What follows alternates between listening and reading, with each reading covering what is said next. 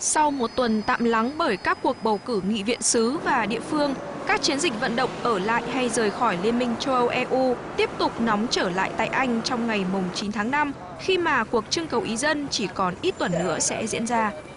Thủ tướng Anh David Cameron có bài phát biểu dẫn lại nhiều giai đoạn lịch sử để khẳng định rằng vận mệnh của nước Anh là gắn bó chặt chẽ với châu Âu và bỏ phiếu ở lại EU trong cuộc trưng cầu ý dân sắp tới là sự lựa chọn yêu nước. Ông nhấn mạnh rằng lịch sử đã chứng minh London không thể đứng ngoài lề khi châu Âu đang lâm vào tình trạng bất ổn. Ông cũng nhấn mạnh bất cứ khi nào quay lưng với châu Âu, nước Anh sớm hay muộn cũng hối tiếc về điều đó và việc quay trở lại luôn đi kèm với cái giá cao hơn. Việc Anh rời khỏi EU sẽ gây rủi ro cho hòa bình thế giới. Trong khi đó, Bộ Tài chính Anh cảnh báo một cuộc bỏ phiếu rời EU sẽ tác động đáng kể tới giá nhà và chi phí thế chấp. Dự kiến trong vài ngày tới, Bộ Tài chính Anh sẽ công bố nghiên cứu về các tổn thất ngắn hạn do Brexit gây ra. Vào thời điểm này, phe vận động rời khỏi EU cũng đang tăng tốc các nỗ lực của mình.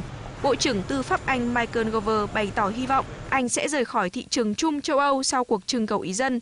Ông Gove cũng bác bỏ những lý lẽ cho rằng Anh sẽ phải chịu thua thiệt khi thương lượng lại các thỏa thuận thương mại với EU.